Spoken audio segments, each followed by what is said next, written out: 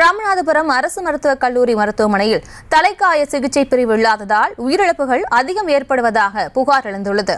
இது தொடர்பான மேலும் விவரங்களோடு இணைகிறார் செய்தியாளர் பூபேஷ். பூபேஷ், வணக்கம். இது தொடர்பான விவரங்களை வழங்கலாம்.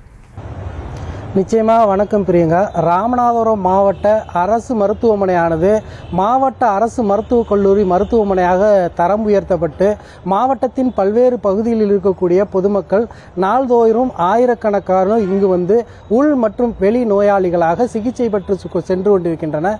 ராமநாதபுரம் மாவட்டத்தை பொறுத்தவரை பல்வேறு பகுதிகளில் நிகழக்கூடிய விபத்து உள்ளிட்ட உயிர்காக்கும் சிகிச்சைகளுக்காக அங்கிருக்கக்கூடிய அரசு ஆரம்ப சுகாதார நிலையம் அதே போல துவக்க நிலை மருத்துவமனையில் முதல் சிகிச்சை வழங்கப்பட்டு மேல் சிகிச்சைக்காக ராமநாதபுரம் மாவட்ட அரசு மருத்துவக் கல்லூரி மருத்துவமனைக்கு பரிந்துரைக்கப்படுகின்றன. விபத்து காலங்களில் இங்கு கொண்டு வரக்கூடிய அந்த நோயாளிகளுக்கு தலைக்காய அறுவை சிகிச்சை பிரிவானது ராமநாதபுரம் மாவட்ட அரசு மருத்துவக் கல்லூரியில் இல்லாததன் காரணமாக இங்கிருந்து மருத்துவரைக்கு பரிந்துரைக்கப்படக்கூடிய ஒரு அவல நிலையானது இருக்கிறது. வாரத்திற்கு 3-4 கேஸ் இங்கு வரக்கூடிய நிலையில் ஞாயிற்றுக்கிழமையில் கூடுதல் நோயாளிகள் விபத்தின் போது வருவதாகவும் அவர்களுடைய உயிர் பாதுகாப்பை கருத்தில் கொண்டு இந்த பகுதியில் தலைக்காய அறுவை சிகிச்சை பிரிவை உடனடியாக துவக்க வேண்டும் என்ற நீண்ட நாள் கோரிக்கை இருந்து வருகிறது. இது தொடர்பாக நம்மிடத்தில் இந்த பகுதியைச் சேர்ந்த திரு சரவணன் இருக்கிறார். அவரிடத்தில் நாம் இது குறித்து கேட்கலாம். சார் வணக்கம்.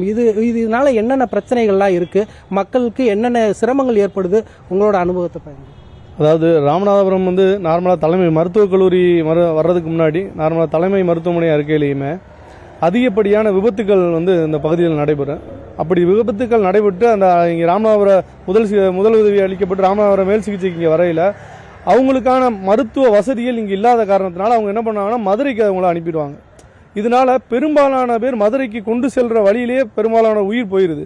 இது தொடர்ச்சியாக இந்த ஒரு அவலம் நடந்துக்கிட்டு இருக்கையில் ஒரு பொதுமக்களிலிருந்து அனைவருமே இதை சம்பந்தமான மேல் சிகிச்சை தலை சிகிச்சைக்குரிய அமைப்பு கொண்டு வரணும்னு சொல்லி நிறைய கோரிக்கை அரசுக்கு வச்சாங்க.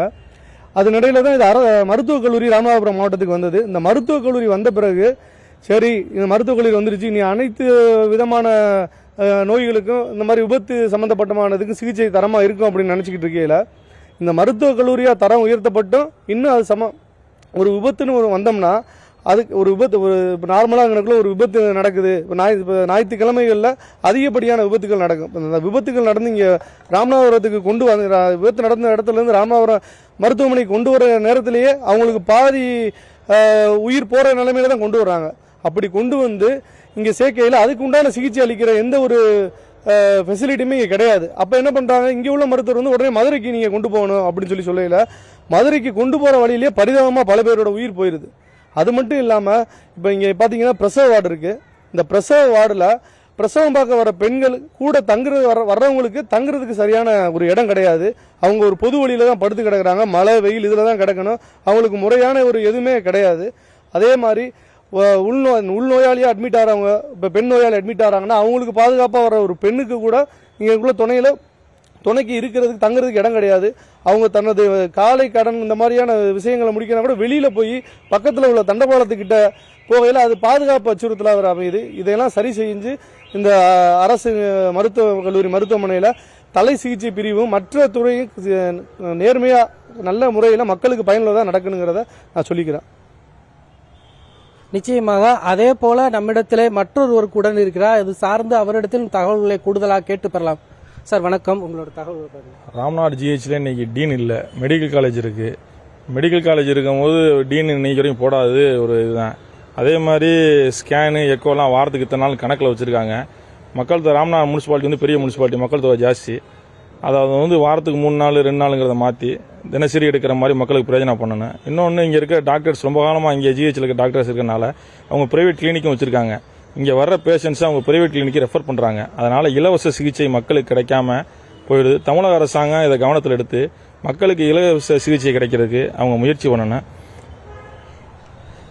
நிச்சயமாக ராமநாதபுரம் மாவட்டத்தின் மக்களுடைய வரப்பிரசாதமாக இருக்கக்கூடிய ராமநாதபுரம் மாவட்ட அரசு மருத்துவக் கல்லூரி மருத்துவமனைக்கு நாள்தோறும் தங்களுடைய உயிரை காப்பாற்றிக் கொள்வதற்காக அல்லலோடு வரக்கூடிய மக்களுக்கு இங்கு ஏராளமான வசதிகள் செய்து தரப்பட்டும் கூட அவற்றை முறைப்படுத்தி இந்த பகுதியில் இருக்கக்கூடிய மக்களின் உயிரை காக்கும் விதமாக ஏற்கனவே தமிழக அரசு உயிர் காக்கும் சிகிச்சை அளிப்பது போல அந்த விபத்து காலங்களில் இங்கு வரக்கூடிய நோயாளிகளுக்கு தலைக்காய அறுவை சிகிச்சை பிரிவு துவங்குவது மட்டுமல்லாமல் இங்கு இருக்கக்கூடிய பெண்களுக்கு பாதுகாப்பு அறை உள்ளிட்ட பல்வேறு கட்ட அம்சங்களை சரி செய்து இதனை முறைப்படுத்த மாவட்ட நிர்வாகம் அரசு அதிகாரிகளும் உடனடியாக விரைந்து செயல்பட வேண்டும் என்பதே இந்த பகுதியில் இருக்கக்கூடிய மக்களுடைய பிரதான கோரிக்கையாக உள்ளது. செய்திகளை உடனுக்குடனும் துல்லியமாகவும் தெரிந்து கொள்ள சப்ஸ்கிரைப் பண்ணுங்க.